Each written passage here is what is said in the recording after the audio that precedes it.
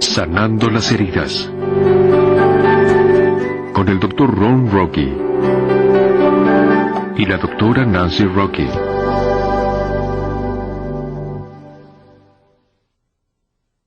Bienvenidos a la clase 5.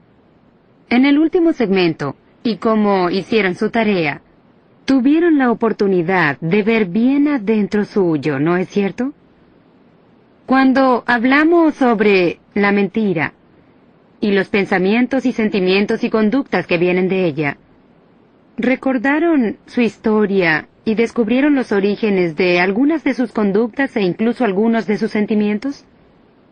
Y cuando hicieron su tarea, y claro que sabemos que la hicieron, ¿fue difícil el inventario? ¿Fue difícil confrontar la verdad sobre sus comienzos? Queremos dedicar algunos minutos a alentarlos a continuar el proceso, aunque sea difícil. Una dama muy sabia dijo una vez, «Saben, en el proceso de la recuperación, tenemos que enfrentar cosas que muchas veces nos harán sentir deshechos. Pero el resultado justifica el proceso». Entonces, intenten recordar que en ocasiones el dolor es grande, pero el resultado al final vale el precio que están pagando en el proceso. La parte que olvidamos a lo largo de los años, para algunos de nosotros, es que nos olvidamos que el dolor está allí cuando tampoco hacemos nada. ¿Quieres decir que si no atravesamos el proceso de recuperación... Solo vivir de un día al otro es, en ocasiones, de hecho, a menudo muy doloroso. Pero al menos en el proceso de recuperación hay luz al final del túnel. Hay Cierto. una salida. Correcto. Si no actuamos, estamos condenados. Pero al menos así hay recuperación. Como tú y yo y miles de otros alrededor del mundo están averiguándolo, que hay una salida. Cierto. En el proceso de recuperación, vemos hacia el pasado para descubrir la verdad sobre el presente. En este proceso no podemos esperar alterar la historia, cambiar los recuerdos o borrar el daño que nos hicieron. De todas formas, Dios, que es omnisciente y controla el pasado, el presente y el futuro, también puede alterar el presente, tu momento presente, para que el dolor sea removido de tu pasado.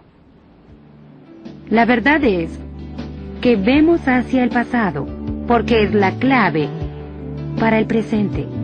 Vemos hacia el pasado porque esta es la clave para el futuro. Eso es cierto. Es la clave del por qué hacemos lo que hacemos ahora.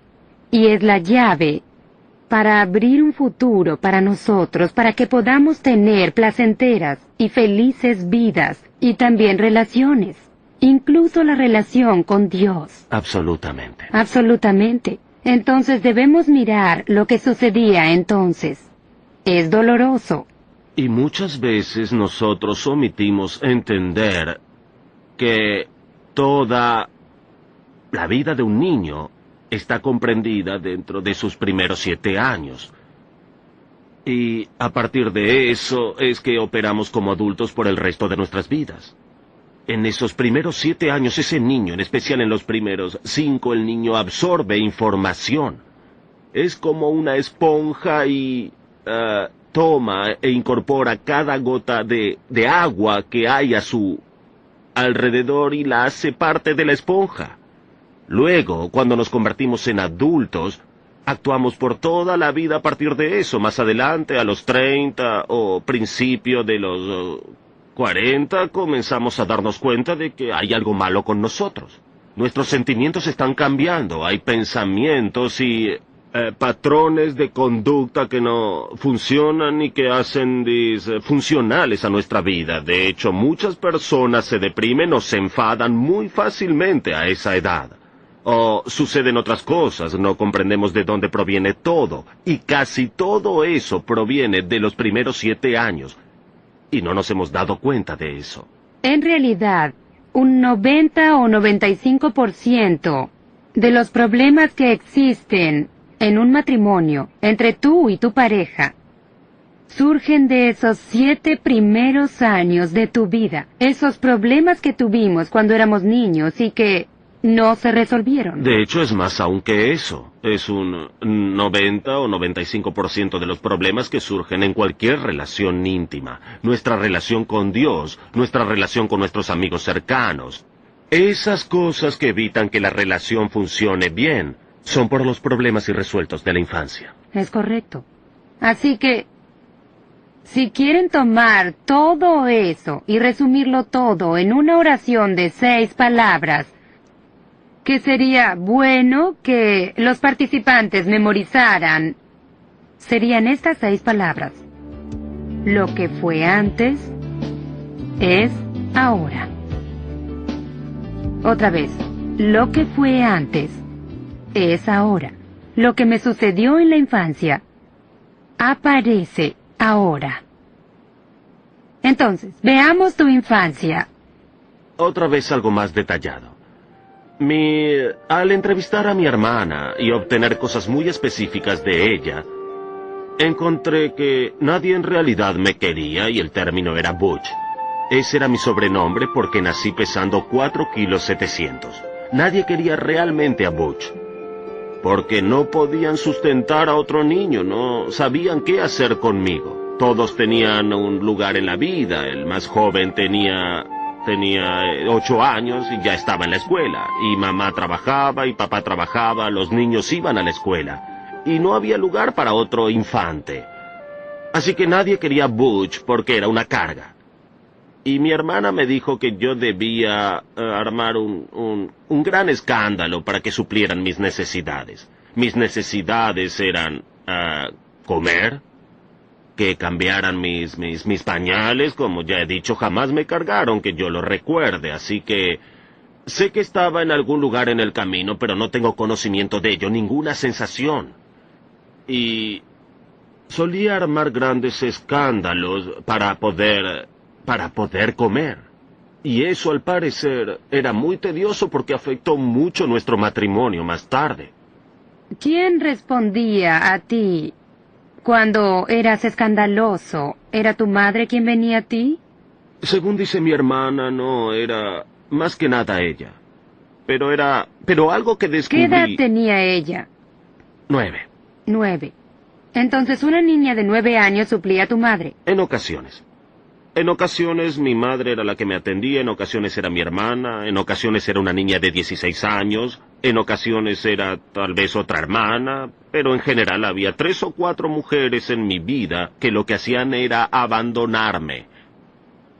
Y entonces me causaban dolor. Entraban en tu vida y se marchaban, Sí. o venían por una hora y se marchaban. Sí. Entonces algo que comencé a descubrir muy deprisa era... Se los diré así. No debes confiar en las mujeres, porque todas te abandonan. Pero ese no era un pensamiento consciente, era un sentimiento, porque no tenía un proceso de pensamiento aún, solo estaba allí. No confíes en las mujeres, o te harán mucho daño. Y cuando nos casamos, no confiaba en ti, porque seguro me abandonarías. Y yo no iba a acercarme a ti, porque eso solo me haría daño. Así que guarda distancia, yo traeré los alimentos a la casa, yo traeré el dinero, y yo me ocuparé del dinero y de todo lo demás. Tú solo cuida de las niñas. Y trabaja también, para traerme más dinero.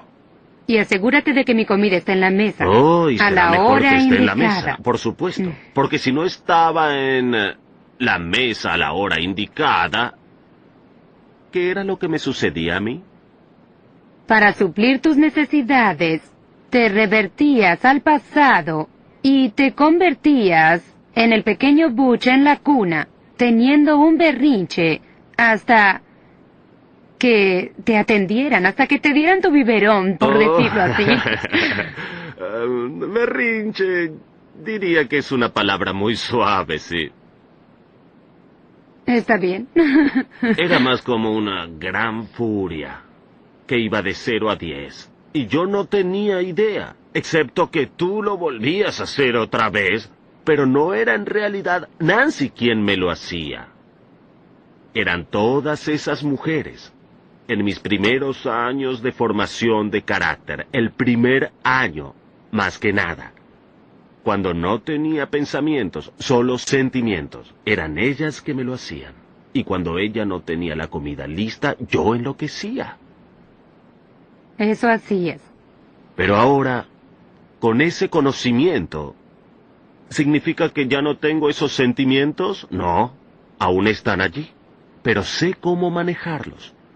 Ahora cuando comienzo a tener hambre, conozco el sentimiento y tomo la responsabilidad, porque comencé el proceso de totalidad de ese viaje, y sé cómo lidiar con esos problemas. Y ahora puedo permitirle que me apoye, y yo puedo apoyarla a ella, y podemos trabajar juntos como un equipo. Regresemos y veamos cómo fue para ti comenzar la escuela y tus relaciones de entonces y cualquier daño que vino del mundo exterior. ¿Tuviste algo de eso? Pues por muchos años no creí que así fuera. En principio porque no me acercaba a nadie, no confiaba en nadie. No te acerques a nadie porque de todas formas te harán daño. Entonces era solitario, no necesitaba a nada ni a nadie en toda mi vida. Ni siquiera recuerdo tener amigos, excepto a los 5, 6 y 7 años. Y fue entonces que mi amigo cercano murió de polio. Otra niña que entró a mi vida cuando yo tenía 7, luego se mudó. Como pueden ver, no podía acercarme o relacionarme con nadie. Eso es cierto. Luego, a los 9 años, abusaron de mí. Luego supe que ya lo habían hecho conmigo cuando tenía 3 o 4 años por un hombre. Entonces eso me llenaba de dudas sobre quién era. Me llenaba de serias dudas sobre quién era, y también eso estaba asociado con mis problemas de cólera. Estos se ampliaban y también me controlaban. Eso supongo. ¿Cómo eras en la escuela? ¿Cómo eras? ¿Qué clase de estudiante? No me gustaba la escuela. Desde el 2º grado ya no estudiaba. Así todo aprobaba. Y de pronto creo que en el 9º, no, el 7º grado, mi padre vino y entonces me dijo, Ron, Butch, no Ron, Butch. Butch, si no apruebas este examen, de hecho me aseguraré de que lo apruebes. No sé qué es lo que haré, voy a enloquecer y enloquecía todo el tiempo de todas maneras. Así que memorizarás esto y yo dije, no lo necesito. Siempre apruebo mis clases, apruebo todas mis clases. Y él dijo, Ron, la única razón por la que apruebas es porque estoy sobornando a tus maestros. Y con eso se acabó mi mundo, porque yo creí que aprobaba. No me agradaba la escuela, jamás estudiaba. De hecho, jamás leí un libro hasta los 21 años. Así era cuánto odiaba la escuela. ¿Fue durante esos años que comenzaste con la pólvora y las armas y municiones? Sí, por eso sí leía. Para aprender a hacer bombas. Sí, cómo hacer bombas y esa clase de cosas. Era muy bueno disparando al blanco. Hacía mis propios cohetes y volaba. Cosas. Por fortuna, no a personas. Sí. Hubiera llegado a eso por mi manera de ser, por la cólera que tenía dentro. No había solucionado mis problemas.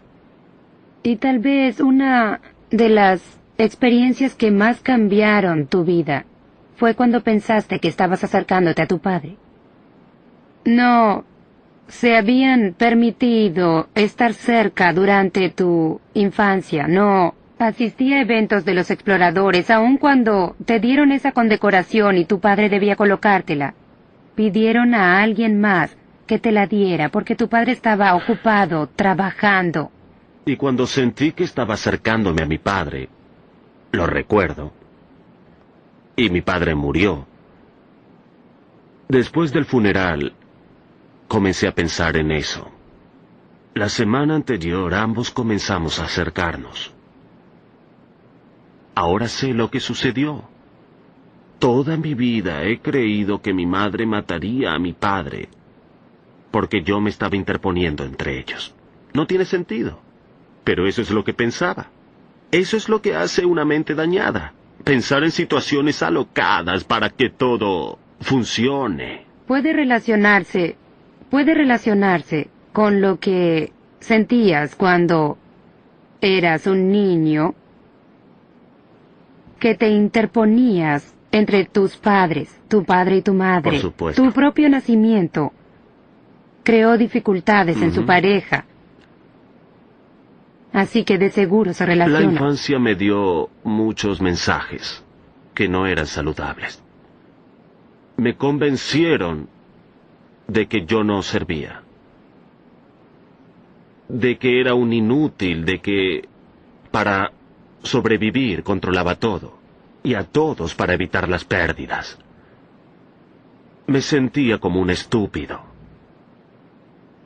Entonces, antes de darme cuenta, tenía 7 oficios y un doctorado bajo mi brazo. Me sentía condenado. Entonces, yo me propuse ir a prisión. Toda mi vida sentí que era un fracaso. Así que me hice adicto al trabajo. Sentía que estaba dañado. Algo estaba mal conmigo. En especial en lo que se relacionaba con las mujeres. Así que me hice adicto al sexo para probar mi hombría. Me sentía muy desconectado. Y para poder continuar, lo que hacía era aislarme emocionalmente de todos los demás. Y entonces cuando me casé, yo culpé a Nancy por todo lo que mi madre no pudo hacer. Yo la controlaba y a todo lo que ella sentía y lo que deseaba hacer. Pero no tenía control sobre mi vida. Debía controlarla a ella porque mi mayor miedo era que me dejara. Entonces abusaba verbalmente de ella para que no sobresaliera. Temía perder poder. Entonces proyectaba ese temor sobre ella, de tal forma que ella tuviera temor, que temiera dejarme para no destruirme.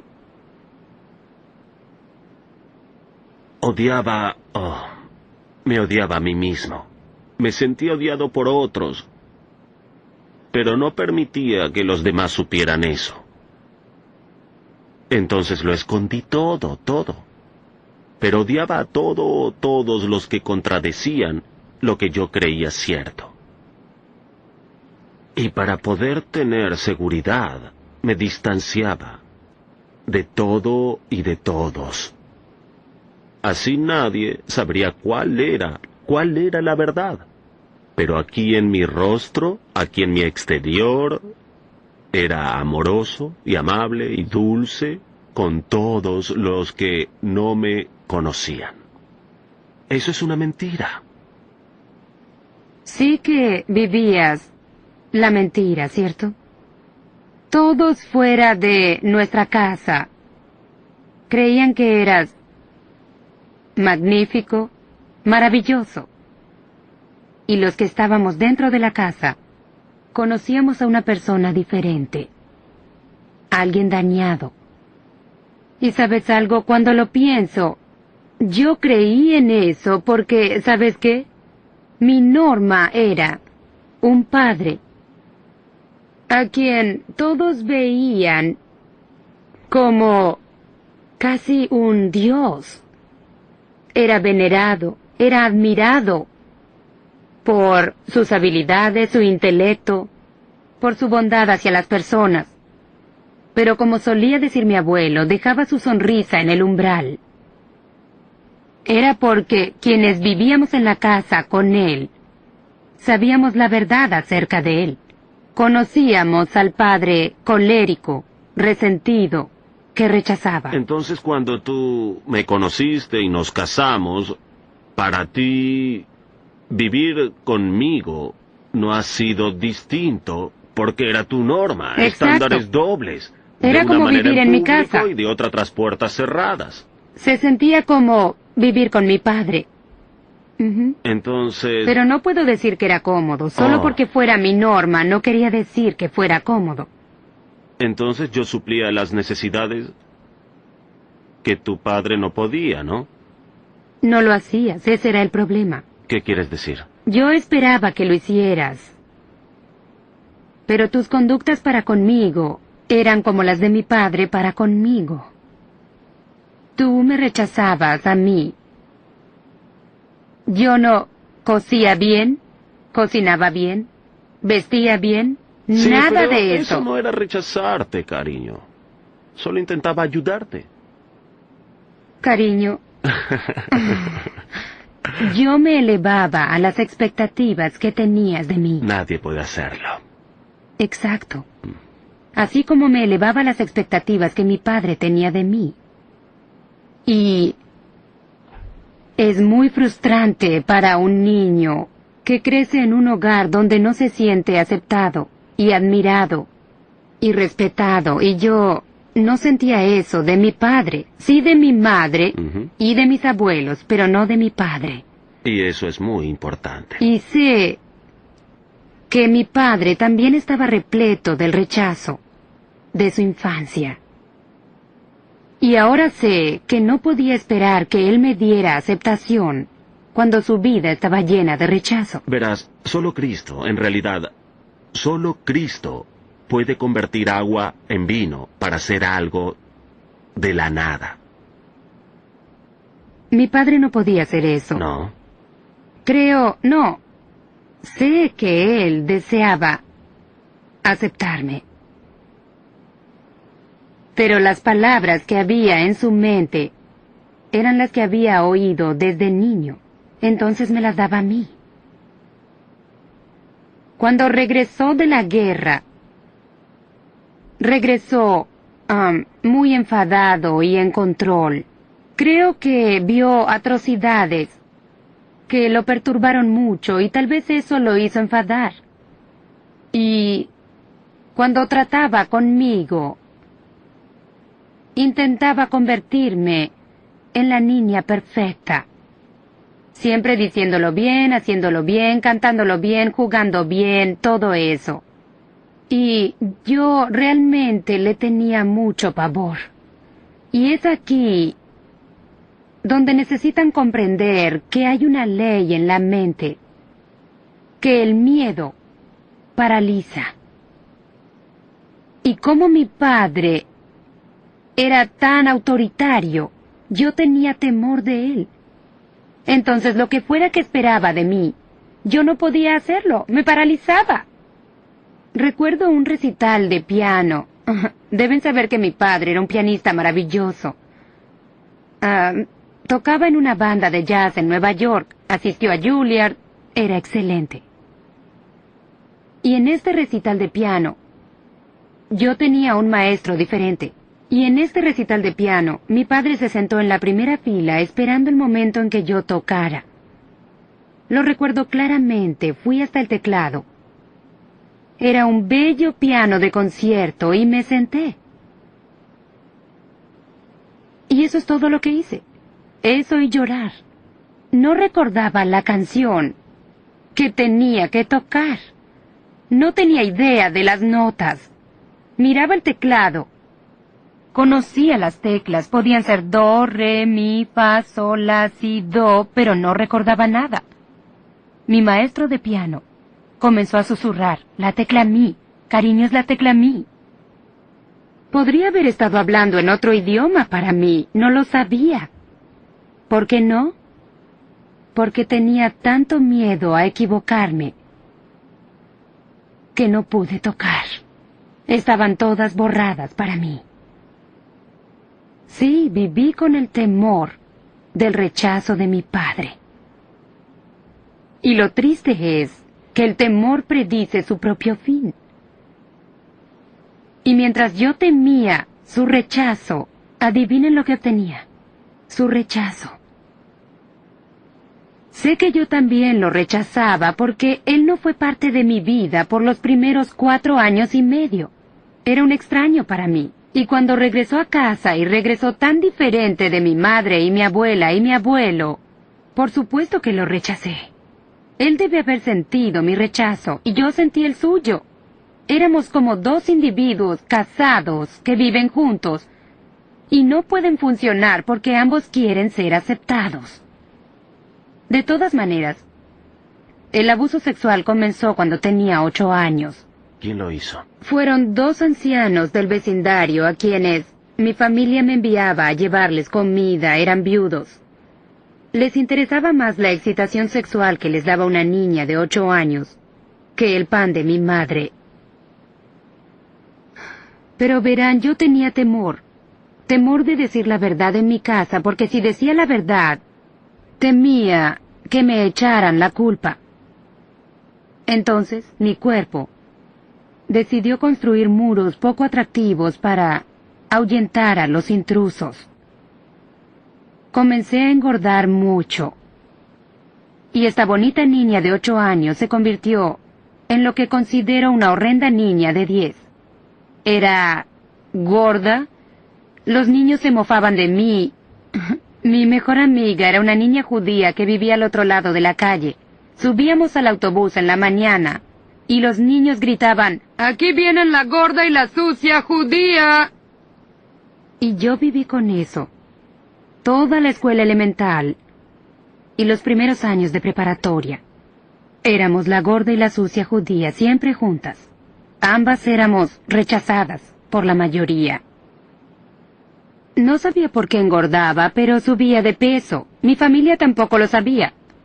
Así que solían decirme que ningún hombre me querría si era gorda, y ningún hombre te querrá si chupas tu pulgar. Y la gordura y el pulgar eran conductas que surgían del daño que me hacían los ancianos del vecindario. ¿Qué te decía tu abuela acerca de chuparte el pulgar? Me gusta. Con su acento británico solía decirme, «Saca ese pulgar de tu boca. Si no dejas de chuparte el pulgar, lo seguirás haciendo cuando tengas 40 años y tengas hijos. Ellos jugarán en el jardín y tú los verás desde la puerta. Chupándote el pulgar es desagradable». Pero no podía detenerme, porque era mi único consuelo. No podías detenerte, porque el dolor en tu interior era mayor que las conductas del exterior. Por supuesto. Y sabes, otra cosa que... no recuerdo qué edad tenía, tal vez tenía 11 años cuando hice eso. Mi madre y mi padre y yo fuimos de viaje. No fue muy largo, tal vez un viaje de 2 horas. Cuando llegamos al destino, en la otra ciudad, bajamos del automóvil, mi madre me miró y dijo, «¡Ah!». Y yo dije, ¿qué? Me dijo, «¿Qué le sucedió a tus cejas?». Me miró de cerca y me dijo, «¿Dónde están tus pestañas?».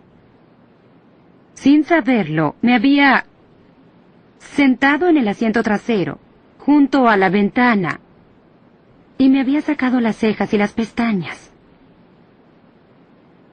La automutilación es una de las conductas que resulta del abuso sexual. Yo no sabía eso. Y seguí haciéndolo de vez en cuando por 3 o 4 años, hasta que fui a la universidad y sabía que necesitaba mis cejas, mis pestañas y dejar de chuparme el dedo. Y ser aceptada en la universidad fue mi motivación para dejar esas conductas. Recuerdo ir a la universidad y, ya saben, sentirme sola, pero al mismo tiempo emocionada de poder salir de mi familia cerrada y controladora. Y me gradué de la escuela de enfermeras y seguía la universidad. Y al recordar aquellos años ahora, puedo ver que mi padre me aceptaba de la única manera en que sabía hacerlo. Y cuando yo tenía 38 años y mi padre murió, me dejó el legado de sus últimas palabras.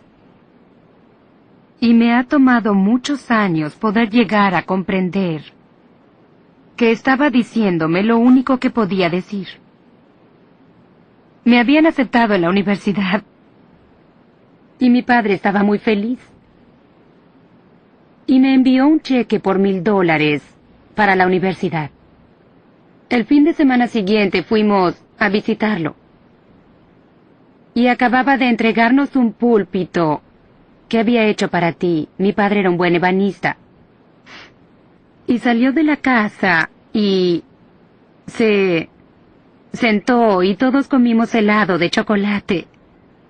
Y mientras comíamos el helado, mi padre me miró y usó el sobrenombre con el que me llamó toda la vida. Dijo, bien, Put, quiero que sepas algo. Eres una gran decepción para mí. Y yo mordí mi labio, y lo había hecho miles de veces.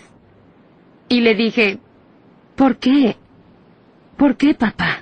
¿Por qué soy una decepción para ti? Me dijo, estabas bien cuando eras una enfermera. Ahora regresas a la escuela a convertirte en psicóloga. ¿Vas a trabajar para el diablo? Creí haberte educado mejor que eso. Creí haberte educado para que ames a Dios, no para trabajar para el diablo.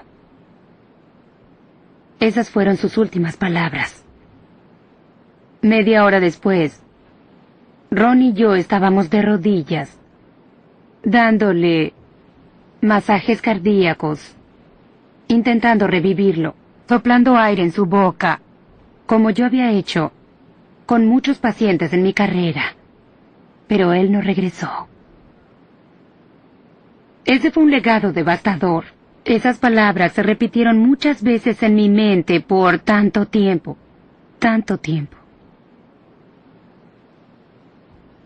Pero en el proceso de mi recuperación, he podido descubrir que las personas dicen y hacen su propio dolor. Mi padre me dijo palabras el último día de su vida basadas en su dolor, su inhabilidad de regresar a la universidad. Aunque tenía un coeficiente intelectual alto, era el dolor de mi padre surgiendo y cayó sobre mí. Me pregunto cuántos de nosotros dejamos caer nuestro dolor sobre nuestros hijos, nuestras parejas, las personas que nos rodean. Nosotros lo hicimos. Así es. Sí. Yo dejé caer dolor por mi padre sobre ti. Y el efecto de mi madre sobre mí no me molestaba, pero le dejaba caer sobre ti. Y gracias a eso, en especial a mis relaciones con las mujeres, tuvimos 2 niñas. Mantuve mi distancia de mis hijas también. Sí. Pero aquí hay otra clave. Cuando comenzamos el proceso de recuperación, comenzamos este viaje, no solo pueden recibir ayuda, pero cuando comienzan este proceso y comienzan a permitir que el cambio ocurra de adentro hacia afuera, lo que encontrarán será que sus hijos cambiarán también.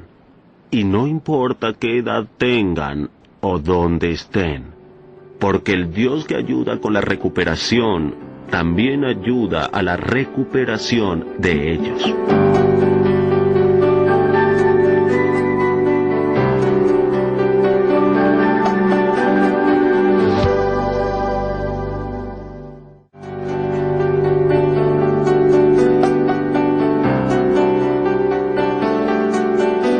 Sanando las heridas. Con el Dr. Ron Rocky y la doctora Nancy Rocky.